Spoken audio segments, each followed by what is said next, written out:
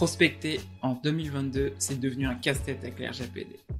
Les SDR s'ennuient avec la prospection focus sur le volume et la prospection classique ou spray and pray, ça fonctionne de moins en moins. Donc comment faire pour prospecter avec toutes ces contraintes ?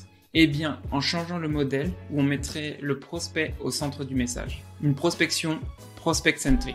C'est ce dont on va discuter aujourd'hui. Salut, c'est Elric, cofondateur de The Sales Game, créateur de ce podcast et SDR manager chez Chili Piper. Pour commencer, je te souhaite une très bonne année 2022. En fait, j'avais vu que j'avais pas fait de message en fait dans l'épisode précédent avec Nicolas de Chili Piper.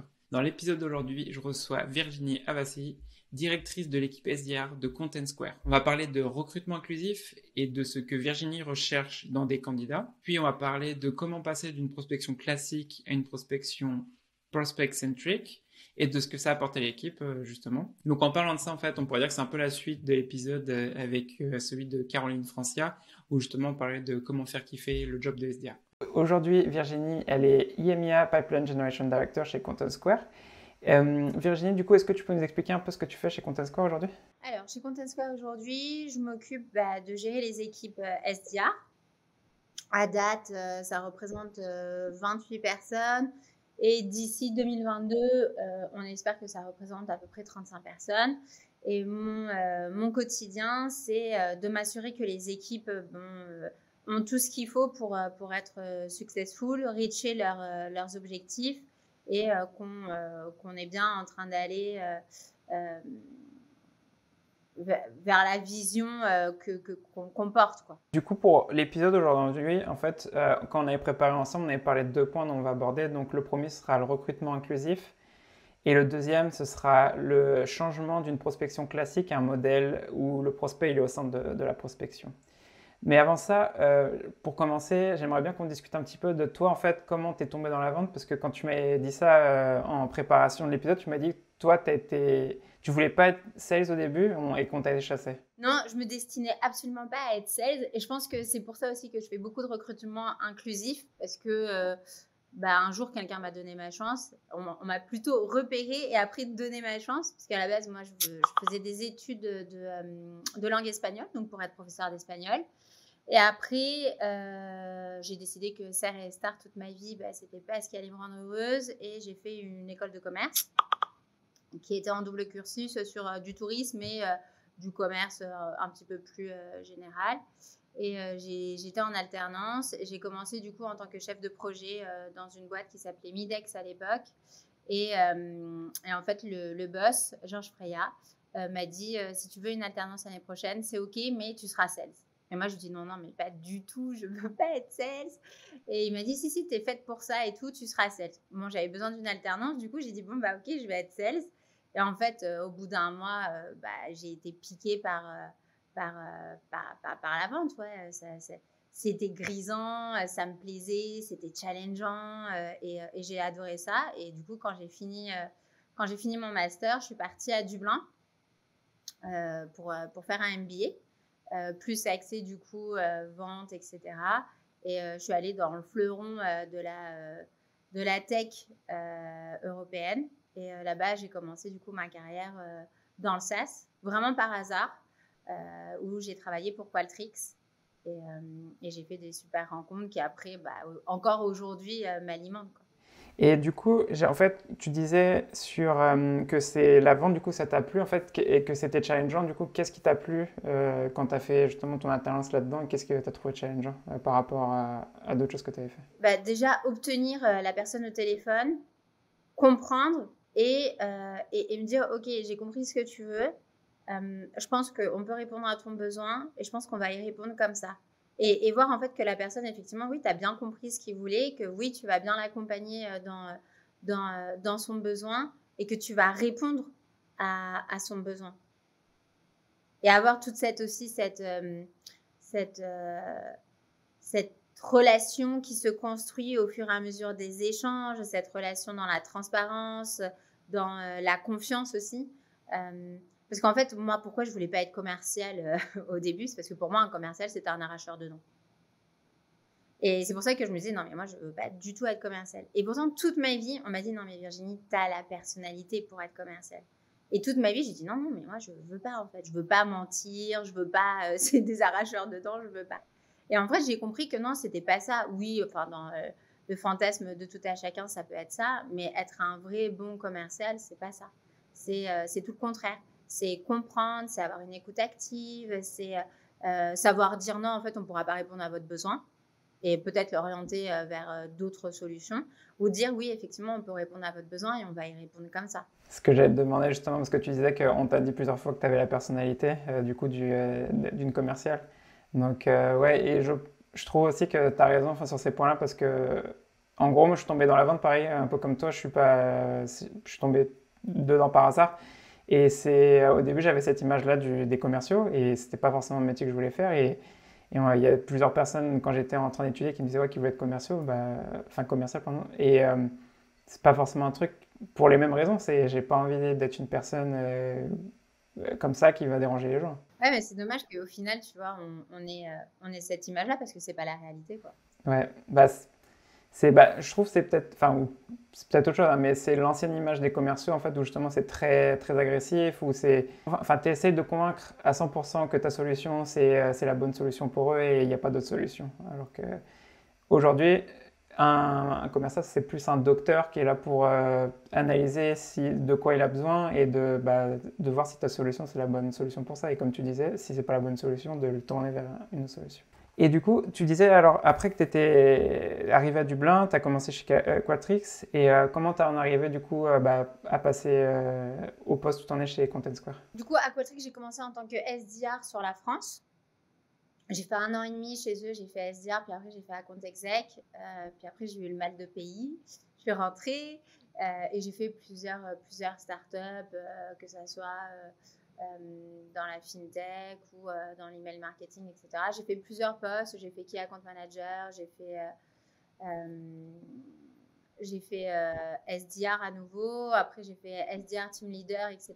Et je me suis rendu compte que le SDR, c'est là où j'étais vraiment heureuse. Je me sentais accomplie. Parce que je pense que ma personnalité fait que j'ai besoin toujours d'avoir ce challenge, d'aller obtenir le nouveau et d'aller obtenir le nouveau aussi dans un laps de temps qui soit assez court. Parce que finalement, quand tu es account manager ou quand tu es key account manager, c'est encore plus de relationnel, tu es beaucoup dans établir des relations sur le long terme, tu es beaucoup problem solving. C'est quelque chose sur le long terme. Et plus tu vas être dans la vente complexe, et plus ça va être long. Il y a des deals, tu mets 1 an à les faire quelquefois. Et moi, j'avais pas cette patience. J'avais pas cette patience. Et au fur et à mesure que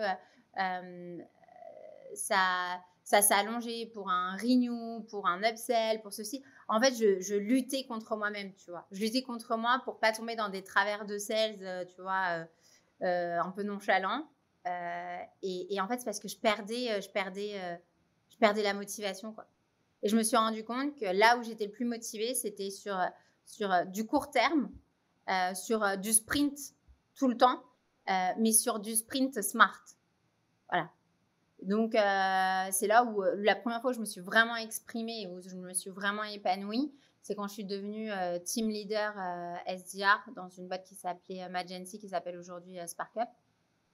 C'était on vendait des solutions en fait pour l'interactivité dans les salles de classe, les réunions, etc., pour que ça soit plus interactif. Et là, j'ai monté l'équipe SDR avec voilà, du volume, oui, mais de la qualité aussi. On ne fait plus juste je vais sur LinkedIn et je source comme un malade. Et puis, dans tous ces gens que je mets dans un funnel, il y en a bien 4, 5, 6, 7 qui vont sortir et je vais les qualifier.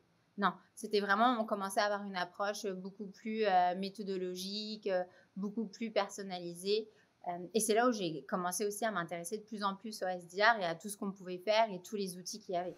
Et du coup, ça, c'était l'expérience que tu avais fait juste avant d'arriver à Content Square et qui t'a ouvert les portes à Content Square, justement? Ouais. Bah, Content Square, ça a été un peu une évidence. C'est Cynthia, qui travaillait avec moi chez Magency, qui est partie chez Content Square, qui m'a dit qu'il y avait une opportunité chez Content Square. Et c'est vrai que depuis que j'étais partie de Qualtrics, ça me manquait cette boîte ultra tournée sur l'humain, avec une forte culture d'entreprise, avec cette ambition, ce challenge constant, cet accompagnement. Enfin voilà, et Content Square, elle avait vraiment tous les critères que je recherchais. Et surtout, il y avait les critères, plus le poste, plus l'opportunité de croissance. Enfin, il y avait tout, quoi. Et du coup, c'est comme ça que j'ai rejoint Content Square. Et ils m'ont pas déçue parce qu'en 4 ans, je suis passée de team leader France avec une équipe de 4 personnes à SDR, director IMIA avec une équipe bientôt de 35 personnes. Donc, la croissance est énorme en 4 ans, quoi. Comme ce que tu étais en train de dire justement, donc tu as commencé avec 4 personnes, là en 2022 vous allez avoir 35 personnes. Et pour revenir un peu sur ce que tu disais au début, parce que toi tu as été chassé en fait justement et tu as commencé dans la vente, tu avais commencé à dire que le recrutement inclusif en fait c'est une des raisons pour lesquelles tu as commencé à faire. Donc déjà, pour les gens qui écoutent et qui ne savent pas ce que c'est le recrutement inclusif? Un recrutement, alors c'est le terme un peu RH, mais le recrutement inclusif, c'est un peu tu penses out of the box. C'est-à-dire tu vas pas juste aller chercher dans les standards de recrutement et tu vas aller t'ouvrir à d'autres profils qui ont les soft skills, pas forcément les hard skills, mais finalement les hard skills, vous allez pouvoir leur fournir et tu vas vraiment te reposer sur un set de soft skills sur lesquels tu vas pouvoir travailler et optimiser au maximum leur potentiel. Et du coup, toi, tu avais commencé à mettre ça en place dès que tu es arrivé ou ça s'est fait naturellement petit à petit ou comment tu avais mis ça en place? Je pense que ça a été complètement naturel parce que les deux personnes que j'ai engagées, les premières personnes que j'ai engagées, c'est Sophia Bellage et Marie Parent.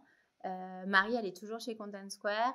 Elle avait commencé chez Salesforce. Après, elle a fait une grosse césure où elle est partie sur l'immobilier. Et quand j'ai pris contact avec elle, moi, je trouvais que tout son parcours, qui était un parcours atypique au final, hein, c'était pas le parcours super lisse que sales toute la vie. Je trouvais ça super intéressant parce qu'elle avait testé plein de choses, elle avait fait preuve d'énormément de résilience, d'énormément d'humilité aussi, de revenir finalement après une expérience dans le tech où tu as eu une césure, tu reviens un peu, tu vois, à zéro, où tu dis, bon, voilà, je recommence en tant que SDA.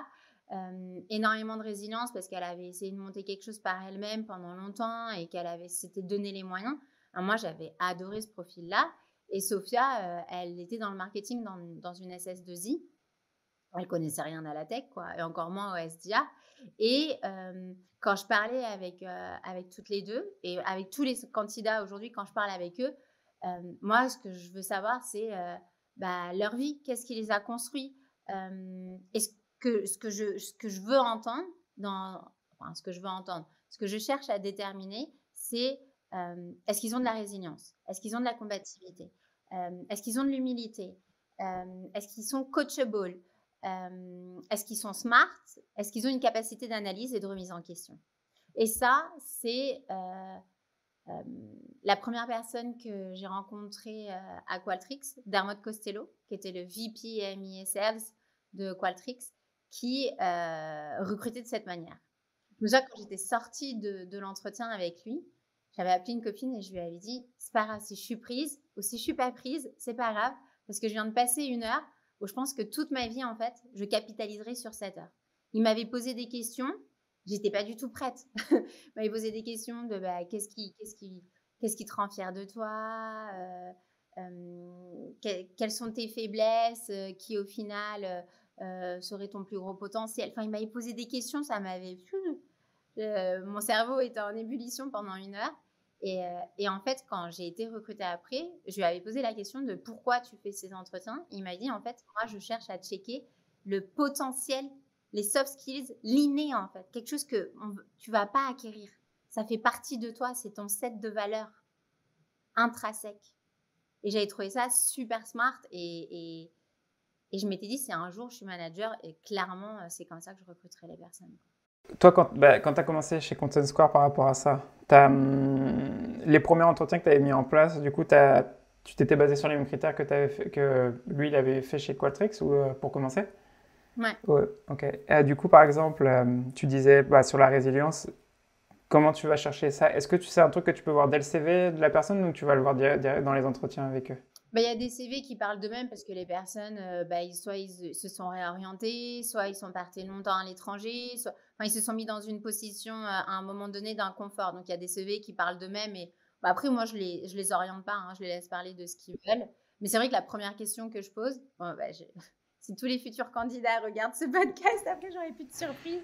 Mais c'est, voilà, partage avec moi quelque chose qui te rend extrêmement fier de toi. Et c'est là, la plupart du temps, où j'identifie le petit truc, quoi. Donc, tu as les soft skills, mais qu'est-ce que tu regardes aussi, par exemple, dans les personnes en plus de ça? Est-ce que l'expérience, comme tu disais, les 2 premières personnes que tu as recrutées, par exemple, ce n'étaient pas forcément des personnes qui avaient une expérience dans la tech. Donc, quand vous avez regardé leur CV au début, qu'est-ce que tu regardais dedans en plus de ça là? Tu disais, est-ce qu'ils ont vécu à l'étranger? Est-ce que c'est une réorientation? Est-ce qu'il y a d'autres choses que tu regardais? Non, après, je les laisse parler. Enfin, vraiment, c'est l'humain que je veux capter, quoi. Et ce que je veux voir, c'est voilà, quel potentiel on va avoir pour grandir ensemble. Parce que le but aussi, c'est qu'on les fasse grandir, mais c'est que nous aussi, on grandisse avec eux. Et qu'à un moment donné, ils nous challengent. Que pendant tout le temps de collaboration, au début de la collaboration et à la fin de la collaboration, on aura tous les deux appris. Et c'est ça aussi ce que je recherche. C'est des personnes qui ont envie de sortir de cette comfort zone et de sortir toutes les personnes qui sont autour d'eux de cette comfort zone. Et aussi, il y a un des points qui est important dans ça, de fait de ne pas forcément chercher que des personnes qui ont des expériences similaires ou un background similaire. En fait, tu vas avoir des gens qui vont avoir des idées différentes aussi, qui, comme tu disais, qui vont te challenger parce que souvent, dans le recrutement, c'est sûrement une erreur, mais de recruter des personnes de la même école, alors qu'au final, tu vas te retrouver avec des personnes qui pensent de la même façon, alors que en se basant sur les soft skills, tu vas te retrouver avec des personnes qui ont vraiment un potentiel, pas juste, et qui n'ont pas le même environnement au final. Je sais que quand je construis l'équipe, souvent, je regarde un peu les personnalités et je sais ce qui me manque. Il va me manquer peut-être un lion, ou il va me manquer quelqu'un d'un peu extroverti qui va sortir, qui va aller, tu vois, titiller un peu tout le monde et qui va du coup être un peu l'émulation de l'équipe. Ou il me manque des personnes plus calmes, plus posées, qui du coup vont savoir dire à l'équipe maintenant, on se repose, retour au basique. C'est un peu ces personnalités-là. Et du coup, chaque année ou chaque 2 ans, parce que moi, mon churn, j'essaye de l'avoir sur 2 ans, je refais un peu une nouvelle recette, quoi. Chaque année. Et chaque année, le gâteau est meilleur, hein. Donc, ça va. Par exemple, quand tu disais sur introverti versus extraverti, par exemple, ce qu'on entend souvent dans la vente, il faut être extraverti justement pour être vendeur. Qu'est-ce que tu penses de ça? J'y crois pas trop. Je pense qu'aujourd'hui, il n'y a pas de profil type pour être dans la vente. Comme il n'y a pas de profil type pour être SDR, moi j'ai recruté des gens qui ont fait psycho, qui avaient fait de la finance. Moi j'adore ces profils. C'est des profils super rigoureux, super carrés, qui ont une capacité d'analyse qui est énorme. Moi, la première personne que j'ai embauchée et qui venait de la finance, le premier jour où on a fait une revue de quarter, il m'a sorti un Excel où il avait concaténé toute la data. Il avait réussi à me tirer la traction par verticale, les conversions. J'étais restée comme ça. Je disais, ah ouais, d'accord. Et j'ai appris de lui, on a appris de lui. C'est quelque chose qu'aujourd'hui, on continue à faire. Et c'est ça, c'est la beauté du truc, quoi. C'est d'apprendre de chacun et de ne pas se dire, il y a un profil type, extraverti, introverti. Moi, j'ai eu de tout, hein. J'ai eu des super extravertis, j'ai eu des super introvertis, j'ai eu des mix un peu de tout. Et tous, ils ont un super potentiel, quoi. Tu disais que du coup, ta recette, tu essaies de la refaire de temps en temps. Là, par exemple, cette année, si tu compares quand tu avais commencé chez Content Square, ce que tu as mis en place là, par exemple, cette année, que tu trouves que c'est beaucoup mieux qu'avant en fait? Ce que je dis souvent là ces derniers temps, c'est qu'il y a plein de gens que j'ai en entretien aujourd'hui et que j'aurais embauché il y a 4 ans et que j'embauche pas aujourd'hui. Parce que je sens qu'ils n'ont pas forcément l'agilité dont on a besoin. Quand je dis agilité, c'est qu'aujourd'hui, Content Square, c'est une boîte qui a une croissance de fou et il faut qu'on se réinvente à peu près tous les 6 mois. Tous les 6 mois, va falloir que les gens ils aient ce lâcher prise pour embrasser le changement et se dire, allez, on y va, on fait confiance, on le fait pour le bien, quoi. Pour le bien de la boîte, pour notre bien, et on y va. Et il y a des personnes aujourd'hui qui ont tout le set, tu vois, humain, que j'aime beaucoup, mais je sais que le step, l'agilité, ça va être compliqué à un moment donné, quoi.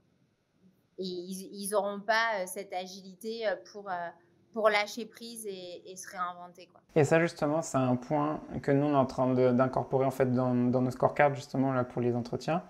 Comment tu évalues l'agilité, justement, d'un candidat sur tes entretiens? Ça vient après la question de qu'est-ce qui te rend le plus fier.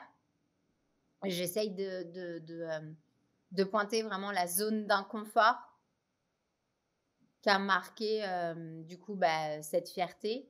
Et j'essaye un peu de creuser dans cette zone d'inconfort à quel point ça leur a demandé de se remettre en question, d'être agile, de faire des sacrifices, de se réinventer, de faire preuve de lâcher prise, quoi. Parce que si tu parles avec une personne qui a été vivre à l'étranger ou une personne qui fait une reconversion, donc du coup, j'imagine que c'est des personnes en théorie qui sont plus agiles que d'autres. Parce que, enfin, une personne qui abandonne son métier pour se reconvertir à la vente, c'est un bon exemple. Sur des profils un peu plus, pas forcément des reconversions, des gens qui ont vécu à l'étranger, comment tu vas chercher ça en fait justement Il y a des personnes qui n'ont pas vécu à l'étranger et n'ont pas eu de reconversion et qui ont un peu un parcours qui était très direct. En fait, ils se sont donné un objectif et cet objectif, ils y sont. Donc, soit ça peut sembler un peu lisse, mais ces personnes, elles ont toujours eu des choses à abattre, des obstacles, des problèmes. En soi, à première vue, ça peut sembler lisse, mais c'est des personnes aussi qui sont très jusqu'au boutiste.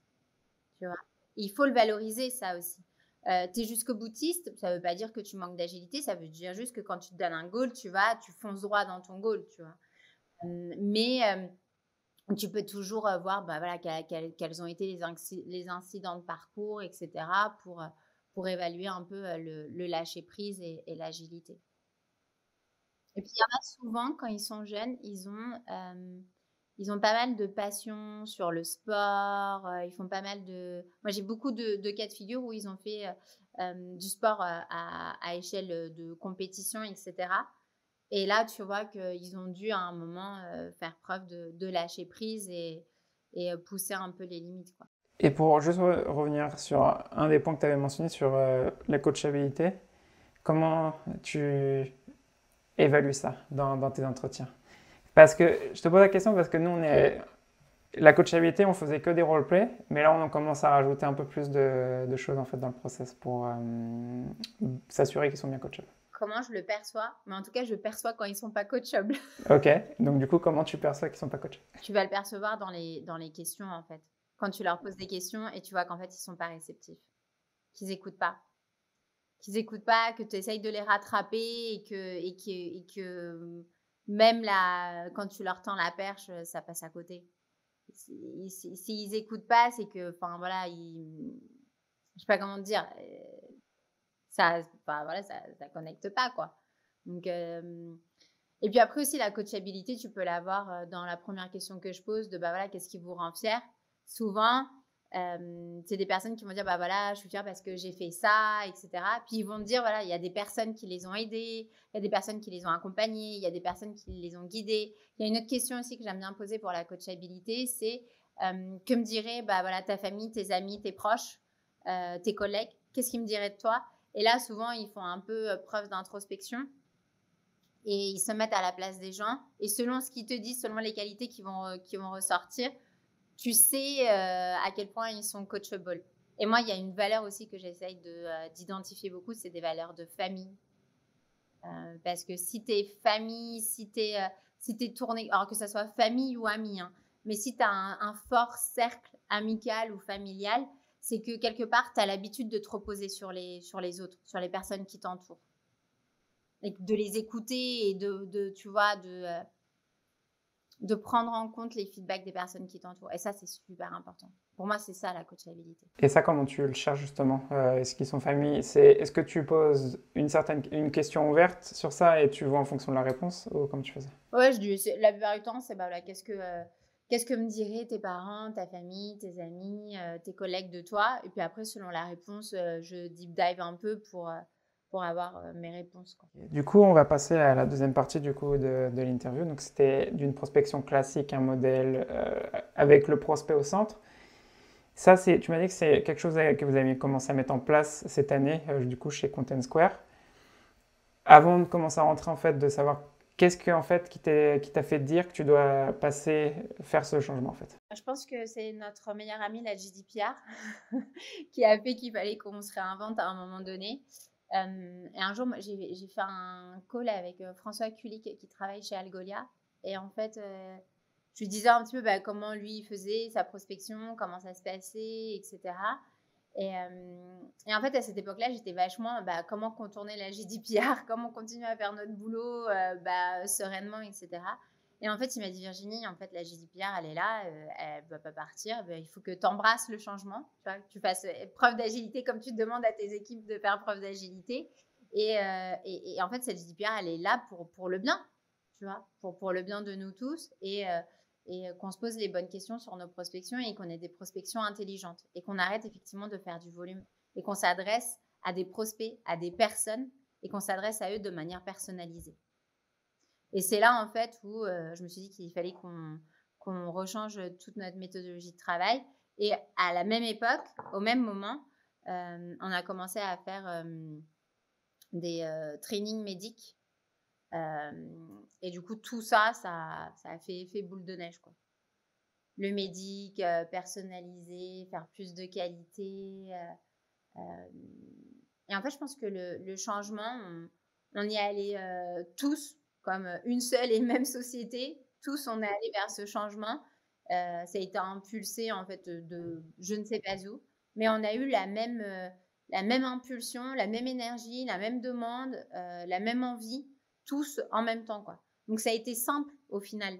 Ça a été simple puisque toutes les personnes qui sont dans l'équipe SDA, tous ont cette capacité de remise en question, de lâcher prise. Tous, ils se sont réinventés très facilement et on leur a fourni les bons outils pour pouvoir justement faire ce changement qui n'était pas petit.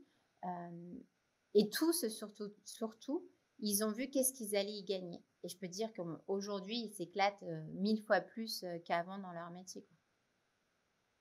Parce que approche plus stratégique, parce que plus personnalisée, parce que connaissance de compte beaucoup plus poussée, ils ont plus de grippe, ils gagnent aussi en connaissance et en connaissance commerciale. Je pense que un des plus gros challenges qu'on a en tant que manager SDR, c'est la rétention de nos équipes.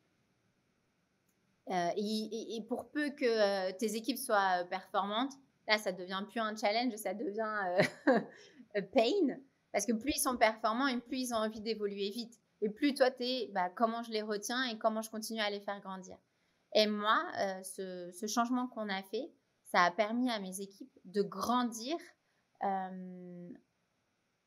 de s'étoffer commercialement et de commencer à appréhender qu'est-ce que c'est être commercial. Donc, on leur a vraiment créé un vrai, un growing pass, quoi. Pas un career pass, mais un growing pass. Je vais revenir sur plusieurs points de ce que tu as mentionné et on va creuser dessus. Du coup, tu disais, donc, vous êtes passé vous faisiez du volume à de la qualité-quantité. Pour donner une idée, combien, par exemple, d'emails un SDR pouvait envoyer en moyenne avant, par jour, et maintenant? Tu sais à peu près Je sais pas du tout. Honnêtement, je sais pas du tout. Après, on n'était pas non plus des gros emailers. On était plutôt des gros callers. Mais après, je t'avoue que j'ai jamais été dans la granularité du monitoring d'activité parce que je trouve ça extrêmement anxiogène. Je me souviens que quand j'étais chez Qualtrics, on était monitorés sur faire un certain volume d'activité par jour.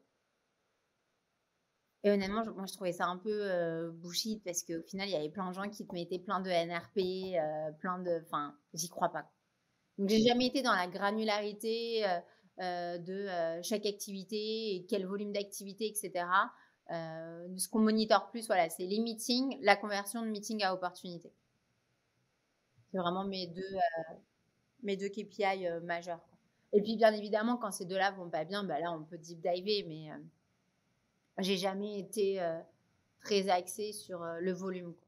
Et du coup, quand tu disais sur les changements, on va dire dans la méthodologie en fait de ton équipe, qu'est-ce que ça veut dire en fait? Avant, c'était quoi? C'était juste de la prospection classique, ils personnalisaient pas trop, et maintenant en fait, qu'est-ce que c'est?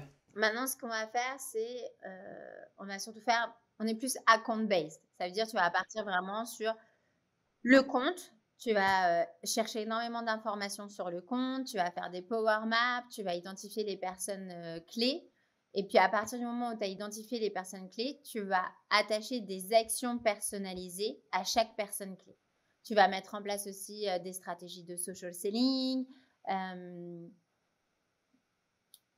Tu vas utiliser différents outils afin de quand même agiliser un maximum les choses et que ça sera un petit peu industrialisé mais personnalisé.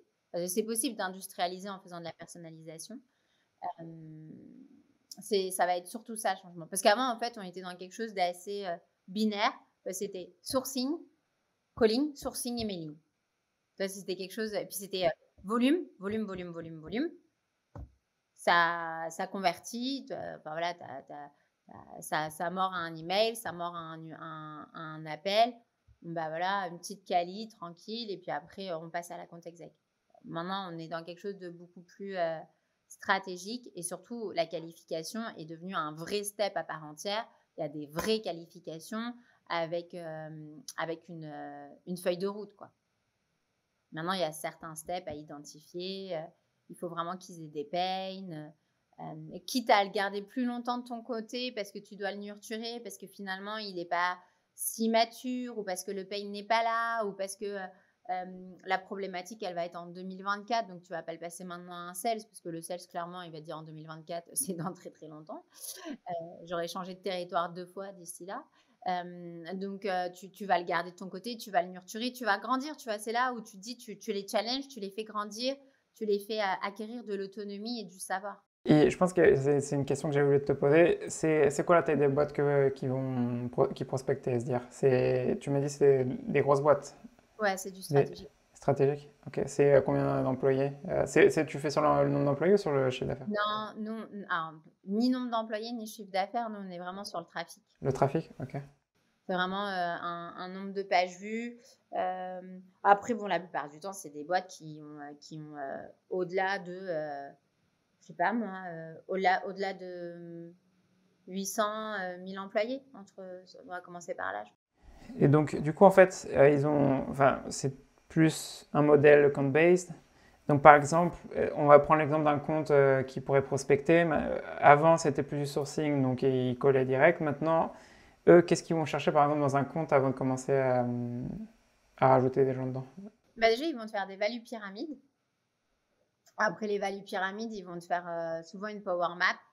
Et basé sur la power map, ils vont aller s'informer après sur qui est la personne, qu'est-ce qu'il fait au sein de l'entreprise, quelles sont aussi ses interactions avec le monde, c'est-à-dire sur le social selling, s'ils ont fait une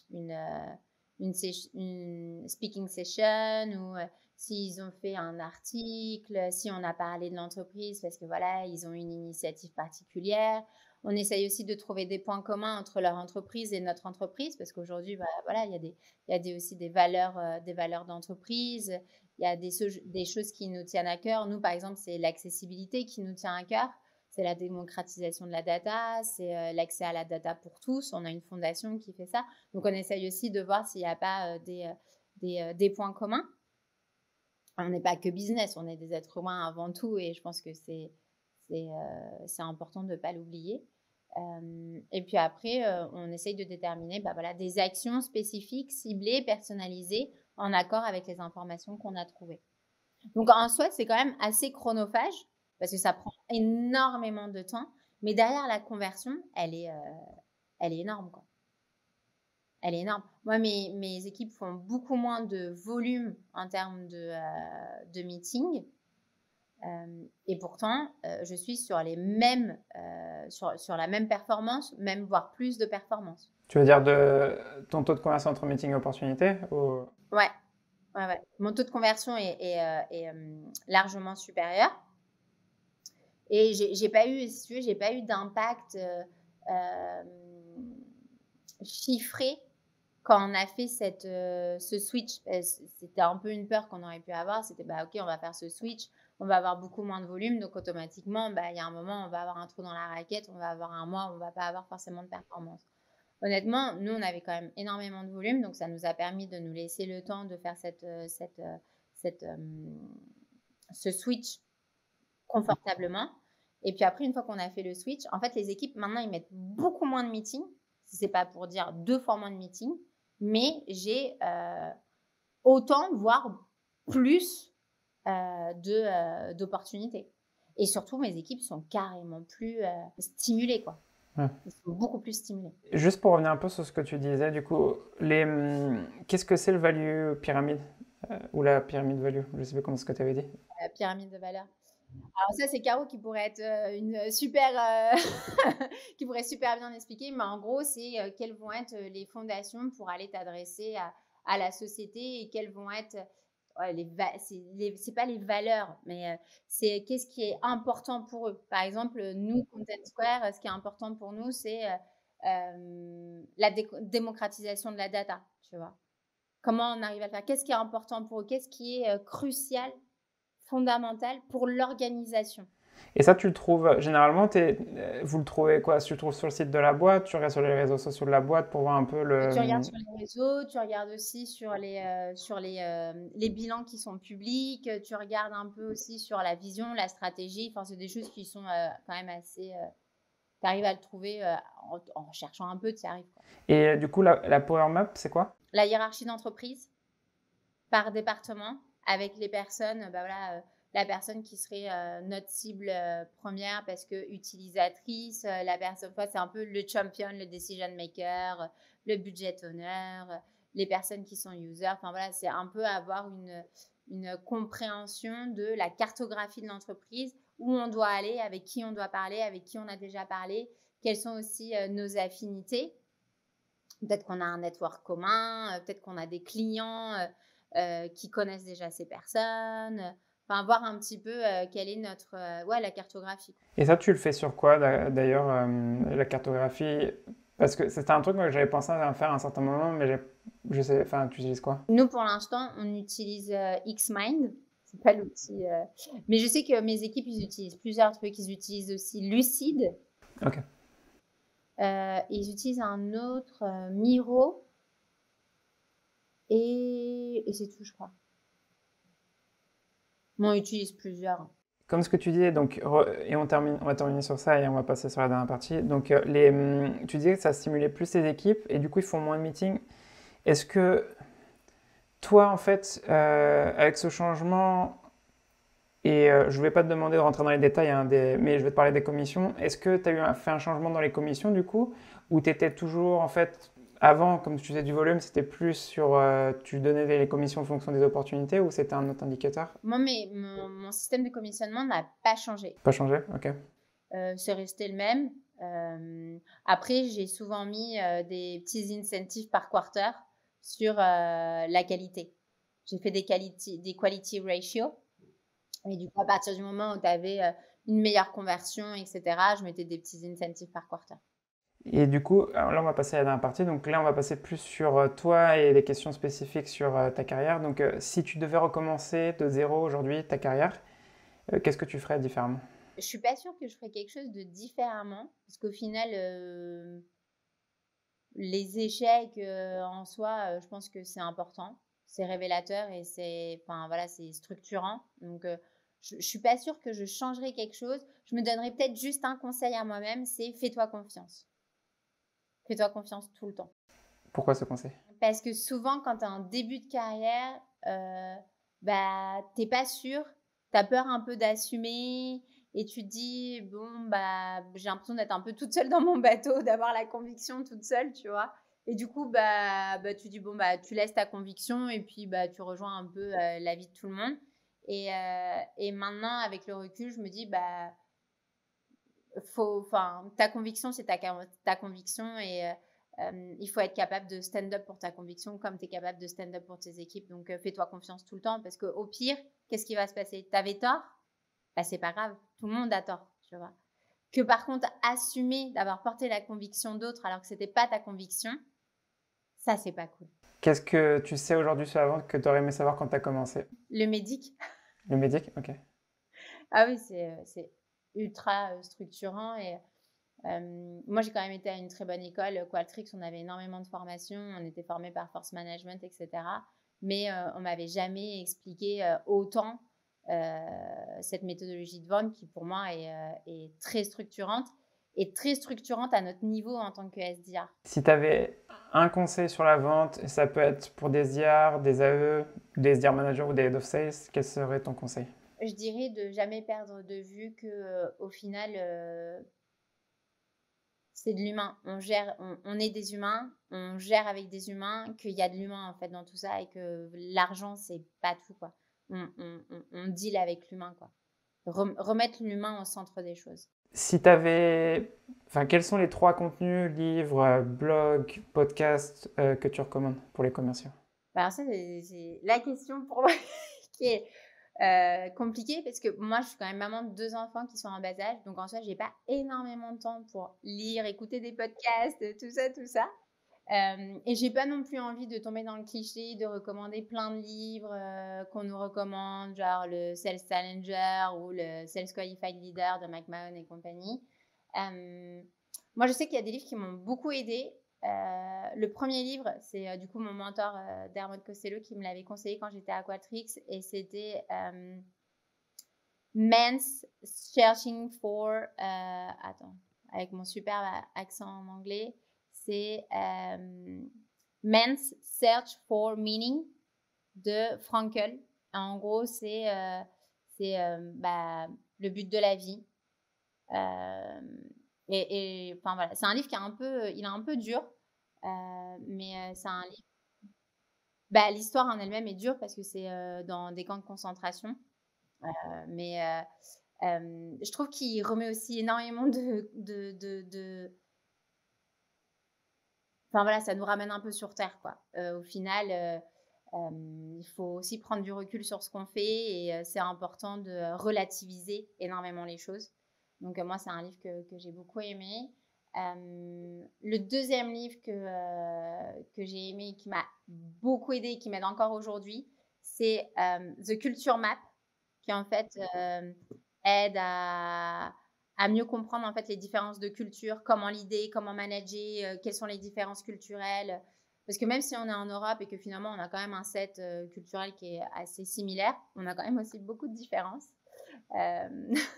Donc c'est bien de l'appréhender. Moi, ce livre, il m'a beaucoup aidé. Et le dernier livre que j'ai pas encore lu, mais qui est dans ma wishlist à lire, c'est Les Vertus de l'échec de Charles Pépin. Et du coup, je t'en parlais, tu vois, dans la question que tu me posais au début de qu'est-ce que tu changerais. Je te disais, je ne sais pas si je changerais, mais je me donnerais juste un conseil à moi-même. Et il y a quelque chose, Philippe Omer, qui a rejoint Content Square il y a pas si longtemps, il m'a dit quelque chose au début quand il est arrivé. Et en fait, quand il me l'a dit, je me suis dit, bizarre. Il m'a dit, on ne célèbre pas assez l'échec. Et je me suis dit, super bizarre. Depuis quand on va célébrer l'échec au sales, tu sais? On est plutôt là à être super honteux et tout. Et en fait, quand il me l'a dit, je me suis dit, mais il a tellement raison. Parce qu'en fait, c'est cet échec qui est la zone d'inconfort qui va te permettre de grandir et de capitaliser, en fait, sur...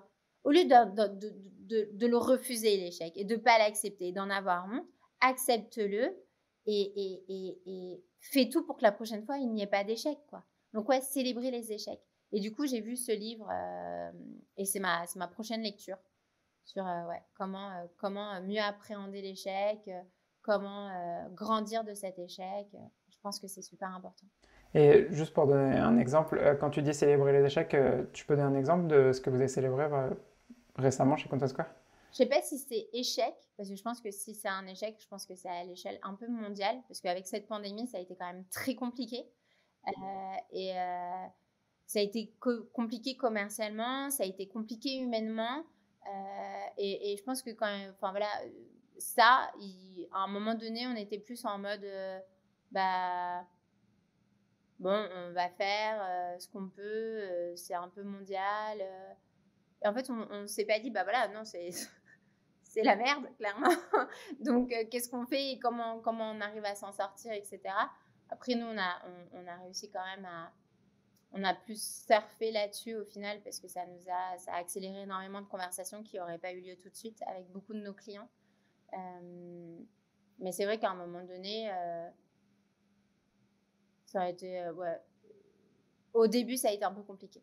Dernière question. Une personne que tu recommandes à passer sur le podcast? Amy Grimes, qui travaille du coup chez Asana.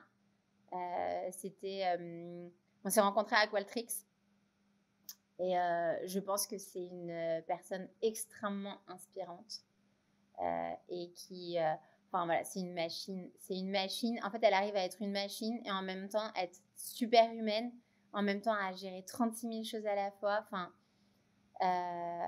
c'est un modèle pour moi. Et bah du coup, Virginie, je te remercie beaucoup pour aujourd'hui et pour avoir accepté l'invitation. Je t'en prie. Merci à toi d'avoir pensé à moi.